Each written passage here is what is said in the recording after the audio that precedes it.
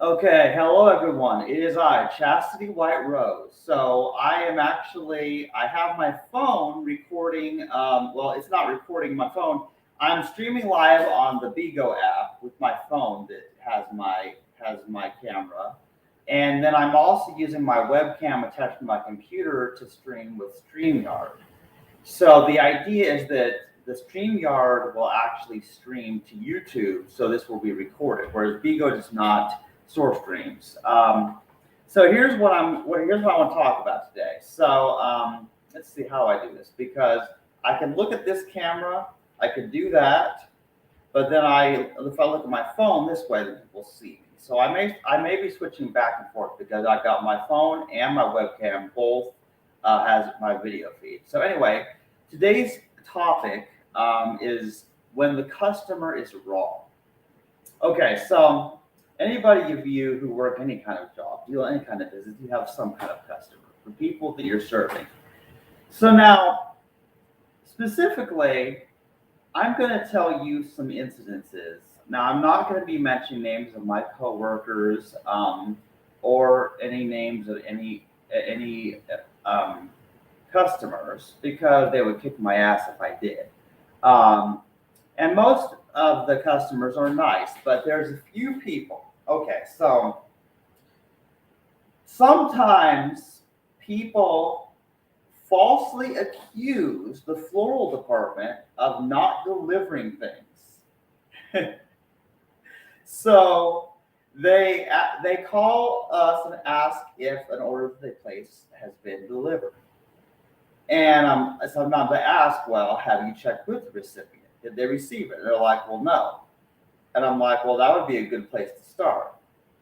But we look up the information anyway. We look up the paperwork to see what we can find out about, or find ways to see if they're still at the store, if they're out for delivery, if they've been delivered, if there's any record of when they were delivered. So there's a lot of information to look at. But we have so many customers who keep calling, and they keep asking if things were delivered. And if they haven't been delivered, then they're like, well, when are they going to be delivered? And we're like, well, as soon as the drivers can get to it. And this happens anyway. But Valentine's Day. Oh man, this past week has been my busiest time since I started in the floral department. And my coworkers and I we're all a little bit stressed.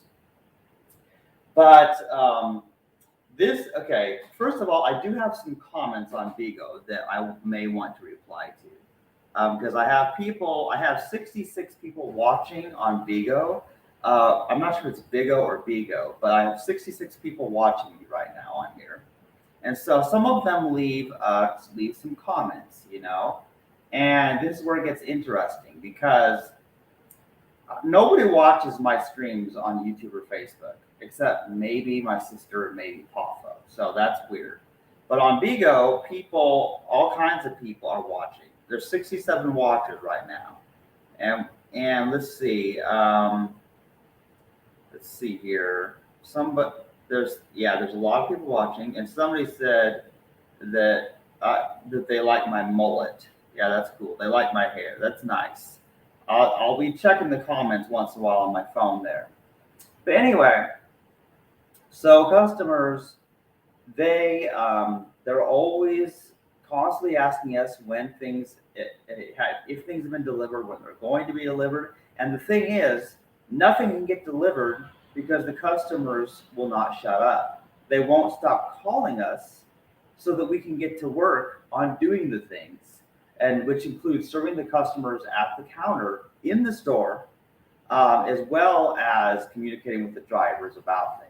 So I'm pretty good at my job at this point because I answer the phone calls. I try to answer the questions the best I can with the knowledge I have. Otherwise, I tell them, well, I'll take your number down and I'll call you back as soon as I find something.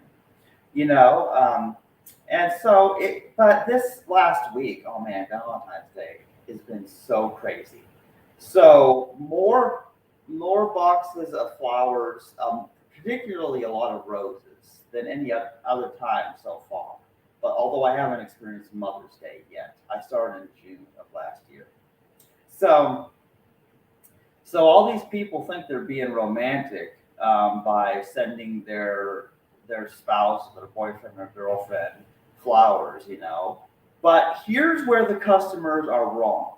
Aside from the fact that they interrupt our business with their questions that are not going to make the arranged speed delivery any faster, and they forget to check with the recipient to see whether or not something was delivered. And sometimes they yell at us for not delivering something when we in fact did. But another thing where they fail is that they want things to be a surprise. You know what I mean? They want to send somebody flowers, but they want it to be a surprise. But because the person doesn't know that somebody is sending them flowers, they're not home to receive them. So they don't receive them. And because they're not there, they might be out of town. They might, so like, you just don't know what the situation might be. They could be out of town and not receive their delivery. And then they'll come back a few days later and they're like, oh, well, there's this notice on my door that someone attempted a delivery. But you never know. By the time that they get back in town and get that, then who knows what condition that the floor arrangement's in. So okay, let me explain something. So the customers are the people we serve. And you know the saying, the customer's always right. But to a certain extent, customers there are certain rules that customers should follow, okay? First of all, when you call the floral department, make sure that if you're placing an order, that you know where we're sending it. If you don't know the name of the person, you don't know their phone number, you don't know their address, then how do I take an order for you so that we know how to deliver it? Believe it or not, this happens. People don't have the information, and they need to have the information if they intend to place an order, and of course, if people if they are in Independence, they can visit our store and place the order in person. Or if they want something that given to someone that day, they need to come and pick it up themselves and take it to them, because that's actually the fastest way. Our drivers are usually busy, and also it takes so more time to write down information for an order than it takes a customer to drive to the store, buy something, and then take it to the recipient. So that's a pretty good fact. But then if somebody is living in a different state, they might be living in California or Florida or Minnesota or somewhere, and they want to send something to someone in Independence, Missouri. Of course, they would call our store because we would be a local store, So that works. Of course, that's what we do. We have to take down all the information. Okay, so which arrangement do they want? Do they know? Do they have the name, the phone number, the address, and the zip code of that address of who we're sending it to? And what day and time would they like that delivered, And sometimes we can't always promise times, you know what I mean? Especially with Valentine's Day, we can't promise it'll be by a certain time when there could be hundreds of orders and deliveries the drivers are making,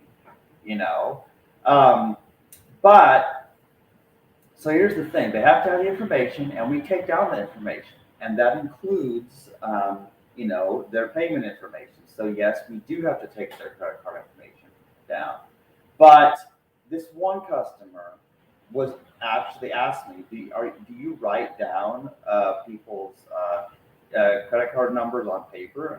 I'm like, yes, that is the way I'm trained to do it. That's how we do things. That's the way we have to do it. And the customer was like, well, that's really not a good idea. That's not very secure, and all that. And she's like, well, you need to pass the information like your manager. I'm like, okay, I will. I can pass the word on. But the fact is, that's what we have to do, because how else would we do it? Because first of all, the main phone, there's no way to be on the phone at the same time as the register, the main phone. And second of all, the register is usually being used by by somebody else at the same time I'm on the phone with that customer. And so when we are punching in an order manually, we can't do it while we're on the phone with the person. Plus, it's easy to mishear things. So writing things down on paper is, whether secure or not, is the only way for us to get all the information so that we can then manually enter that credit card number into the machine. Now, if the customer is very concerned about their credit card information being on paper, I suppose we could agree to Sharpie it out after it's already processed and rung up on the register and paid for. That would be something we could do, I suppose. But we have to write all the information down so we have it, so when we can ring up the order. That's just the way it has to be done, you know. There's really no alternative. That's what we have to do. And so the bottom line is, customers know that they want their flower arrangements and they want their balloons blown up and given to people. They know that. What they don't know is the business of the floral department, because neither did I until I started working in the floral department. But there's actually a protocol for how everything is done. My manager and the designers have trained me in the ancient ways of how everything. And I even took the online checker training to learn some things about the cash register as well. But basically, I know how to act as cashier at the register, so the customers can pay for the things. I give them their correct change and their receipt, put their flowers in a bag. I know how to blow up balloons. I've even gotten pretty good at tying the latex balloons. So I've gotten pretty good at my job at this point. But some of these customers are just wrong when they're falsely accusing us of not delivering something because they haven't received a thank you from the recipient that was out of town. or perhaps they did receive the arrangement and they just don't like that person and didn't feel like thanking them even if they did get their arrangement. You just don't know. And people call without the information that we need to place an order. And then they're like,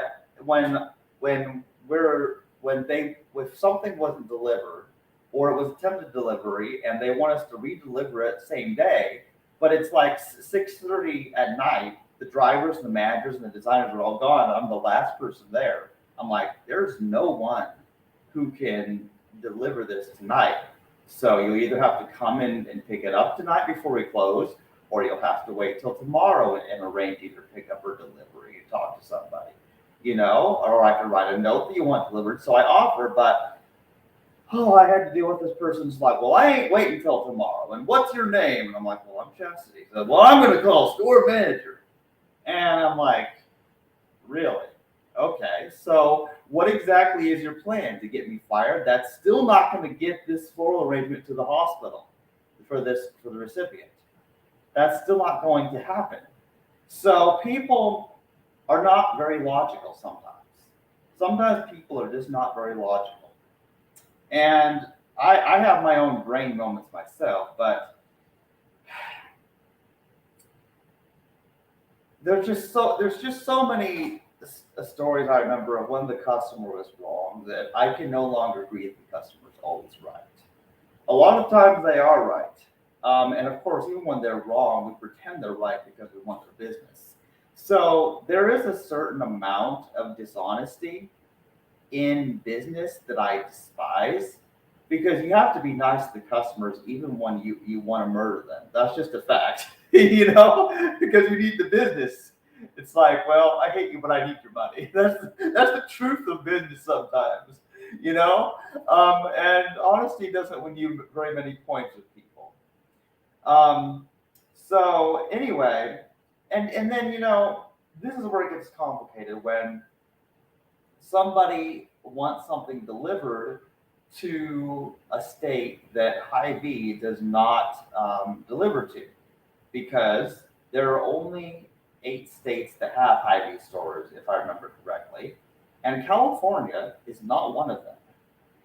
So when a customer is complaining that their flowers that were supposed to be sent to the funeral are not there, and the funeral is in 10 minutes, and they want to complain to our manager, that does not happen, because our manager or designers have sent that off to a floral business in that area that was supposed to deliver them. So calling people in Independence, Missouri is not going to get your flower arrangement to your funeral in California in 10 minutes. That's just not how it happens. That's not possible, people. So, there's just a few things that customers need to know. They need to have the information. They also need to understand the realisticness of things, and there were customers complaining that we didn't have any red roses on Valentine's Day, and near the end because they'd all been bought out. And believe me, there were a lot of rose boxes that we processed. But first of all, people were buying all kinds of roses. Most of them red. People all wanted the red roses first because there's some kind of tradition that red roses are romantic. You know what? I used to like red roses, but I've seen so many, I'm sick of them. I still like a white rose there because I am Chastity White Rose, you know? But yeah, these customers, man, I tell you, some of them are a real piece of work. But then there are some nice customers. Some customers are nice. They are very patient with me as I am writing down because I am not quick in the head. Okay, this is just true. I am not quick in the head. Sometimes customers will ask me a question and I don't know the answer immediately, and then they talk to me like I'm stupid. And like, you don't know how to tie a bow? It's like I haven't had enough training to know how to do a bow. It's just weird stuff like that. But some customers are very nice. Some of them are very grateful and thankful. And I would say the majority of them, our customers, are very nice. And the truth is, when you're nice to us, we'll be nice to you. But when you make unreasonable demands about things, then some things just don't work out.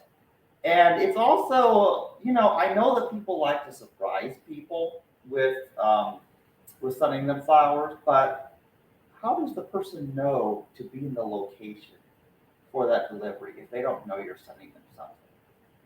So the best thing to do is to come to the store and get it yourself, you know,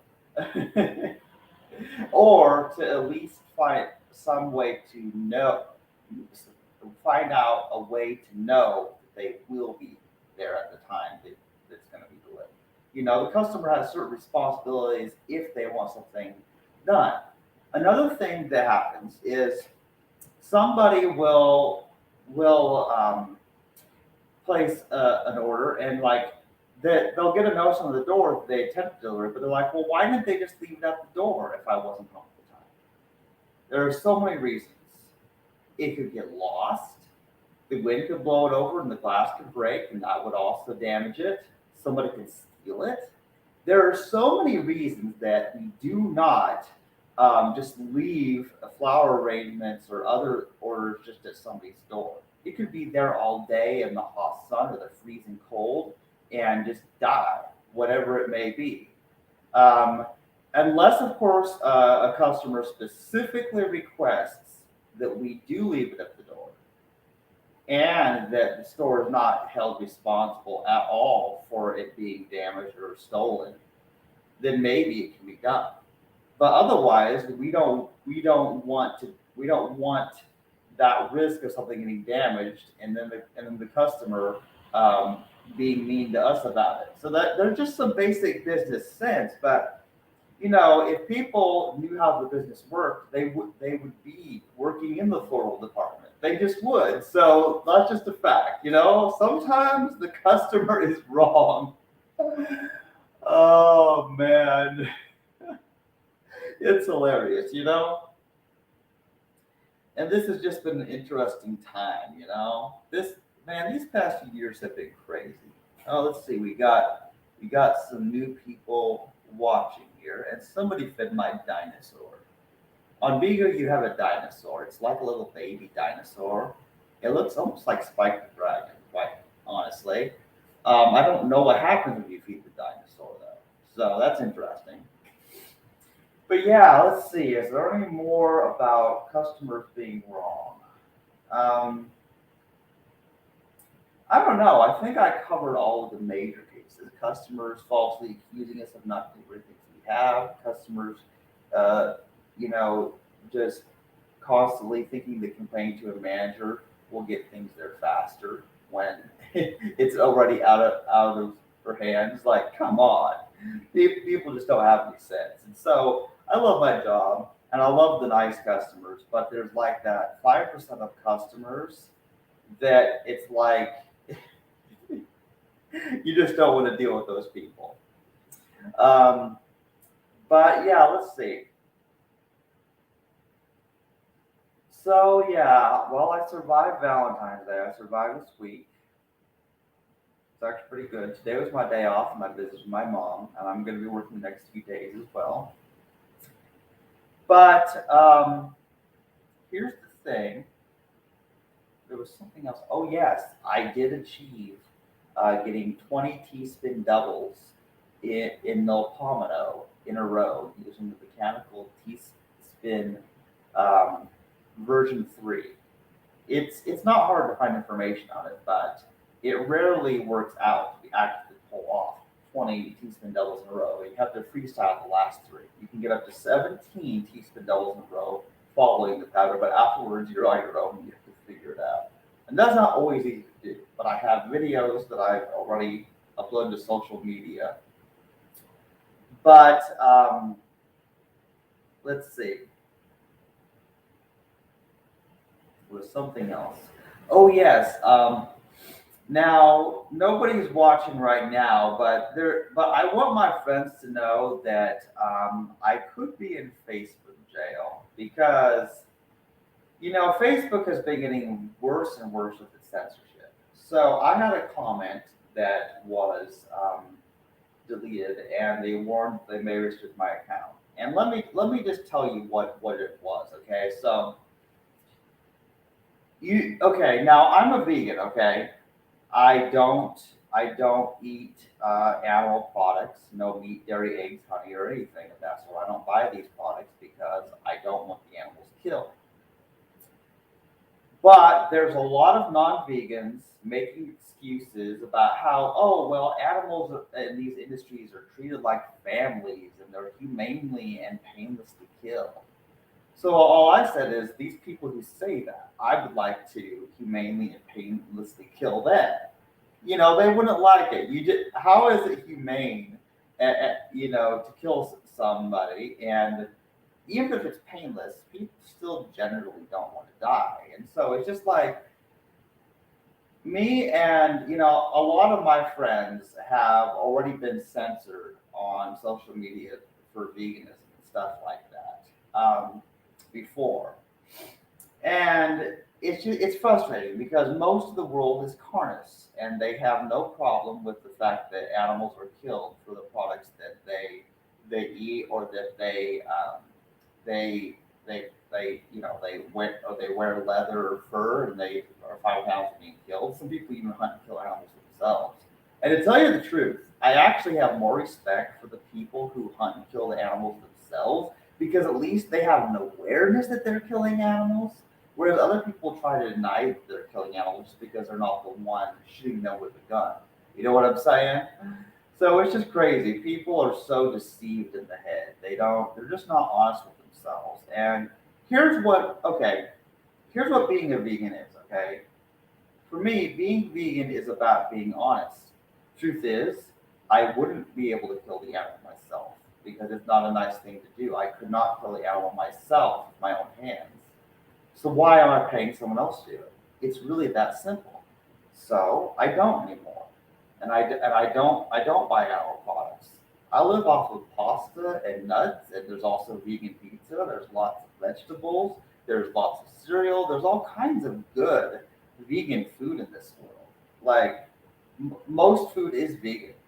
Every fruit, vegetable, nut, grain, bean, like you name it. Like there's so much good vegan food in this world. I don't know why anybody who didn't have to would kill animals for food. There are people who can't be vegan. Yes, there are people who point out that some people can't be vegan because there'll be like Eskimos who live in the North Pole or something like that. And it's like, well, yeah, of course they can't be vegan. No food grows up there. No plants grow in that kind of cold. So they either have to kill and eat those animals for food, or they can move to a warmer climate. That's their options. So, but let me explain something, okay?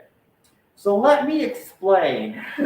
This is a whole different topic than the whole customer being wrong thing, but it is on my mind, so I wanted to talk about it while I'm streaming here.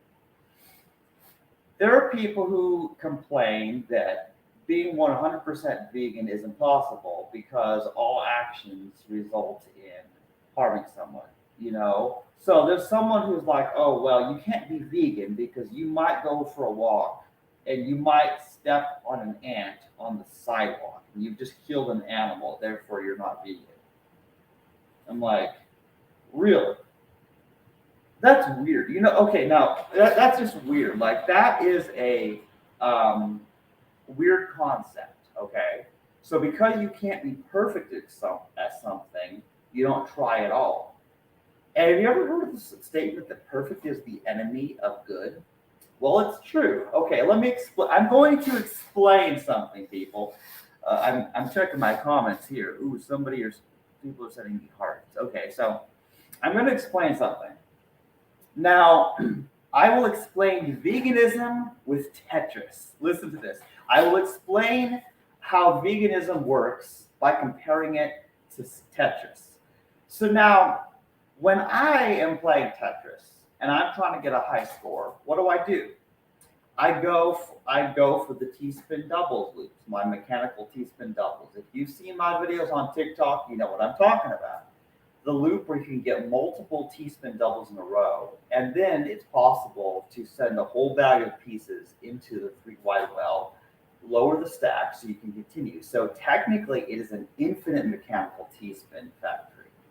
It is all of my highest scores use this method.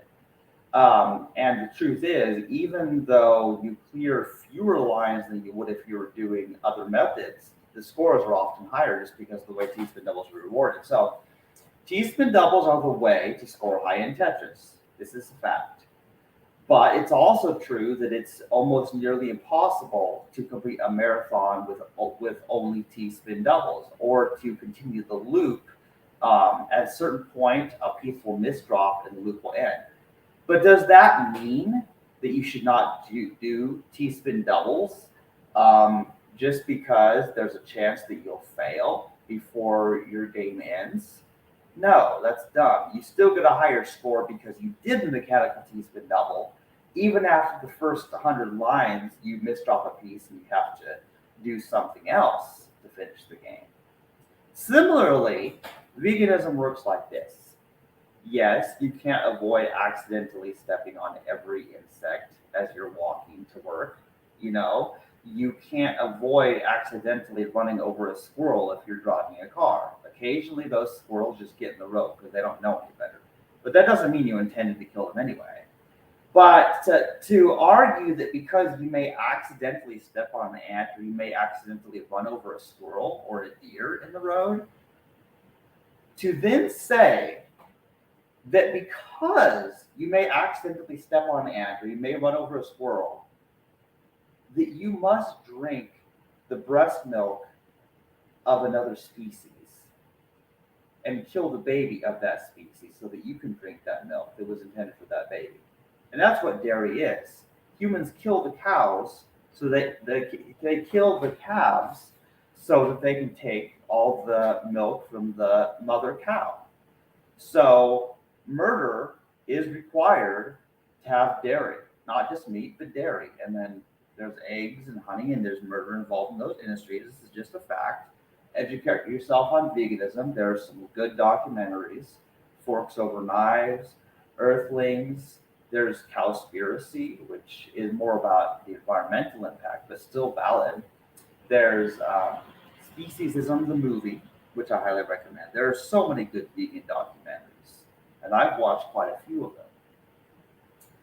But educate yourself. The thing is, nobody can be perfect about things. Oh, I'll give you one better example. So, for example,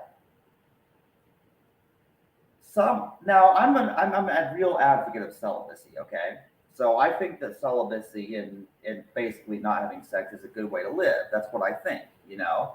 Um, but what if somebody has had sex in their past?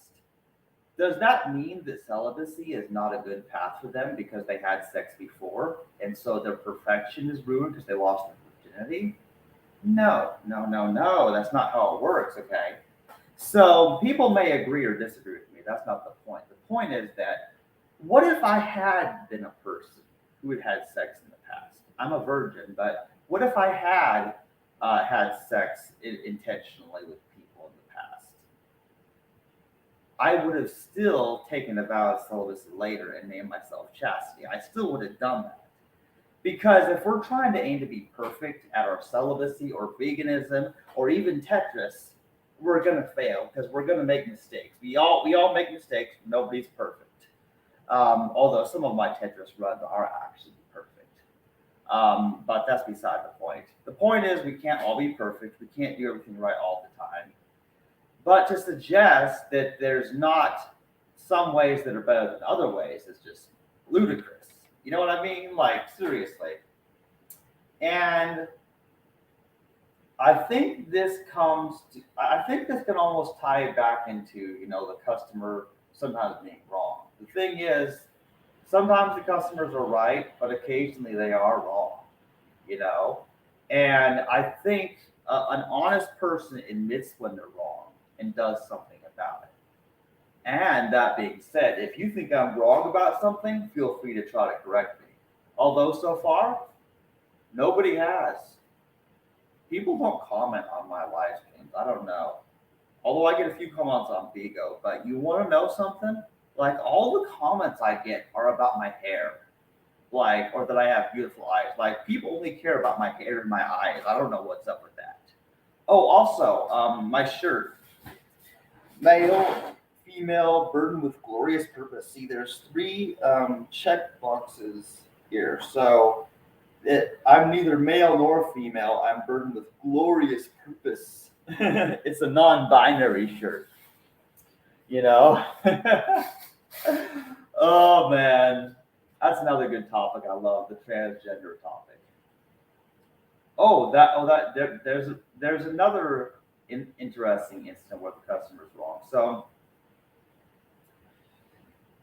there was this customer that was staring at me weird because um, one of my coworker referred to me as Chastity, and the customer was like, "Who?" And my coworker was like, "Oh, Chastity, over there, blowing up your balloon." And it's like, and then he just stares at me, all confused.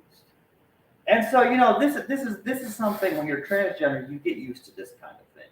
So he was just staring at me, trying to figure out why somebody like me, who still looked like a biological male, is named Chastity.